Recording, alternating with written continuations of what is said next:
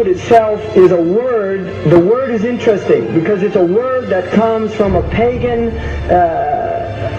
Hollywood is the holy wood, and it was the wood that the magical wands were made out of in the pagan sorcery, magic. And these wands were believed that the sorcerers that possessed them could put people into trances and control them. This is part of, this is symbolic, but it's also important to understand that part of what Hollywood literally does is it puts people into trances. It's a dream state. They call it the dream machine in the United States.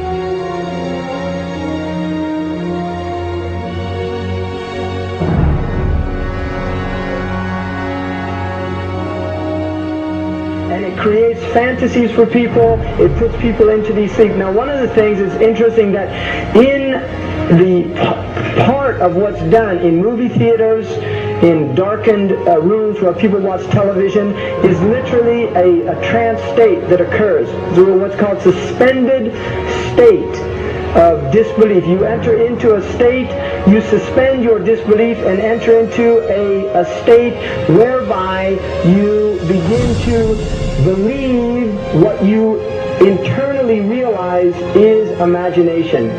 It's falsehood. Films are magic. It's just magic. You go and you watch these things and people get caught up in them. People cry during films. All this catharsis that takes place in these things.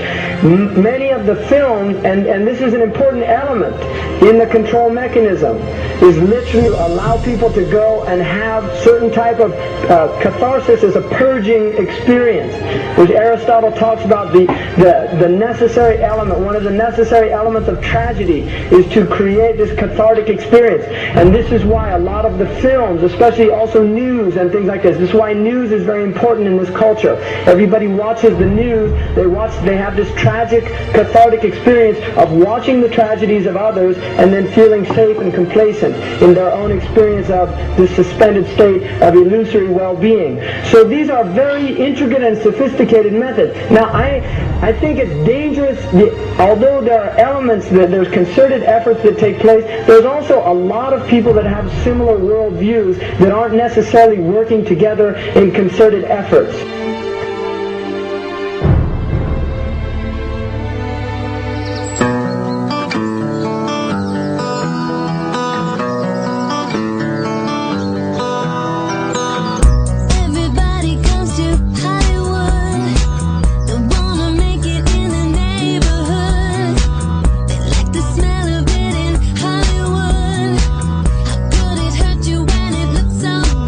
Shine your light now.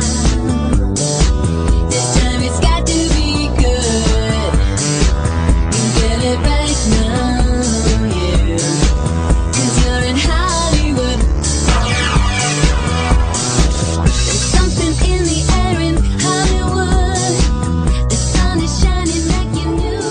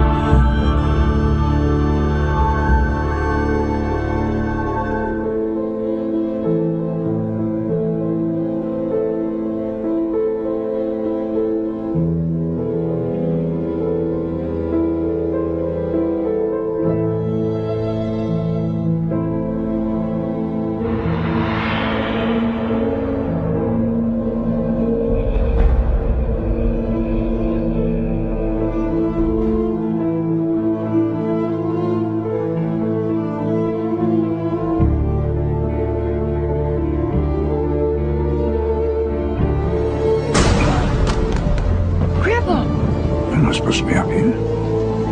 Looking at her? I just wanted to know.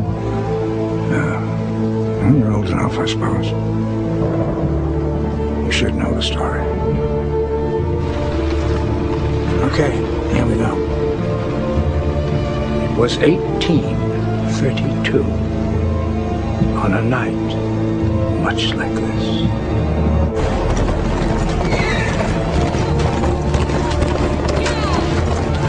Charles Carroll was the last surviving signer of the Declaration of Independence. He was also a member of a secret society known as the Masons, and he knew he was dying. He woke up his stable boy in the middle of the night and ordered him to take him to the White House to see Andrew Jackson, because it was urgent that he speak to the president. Did he talk to him?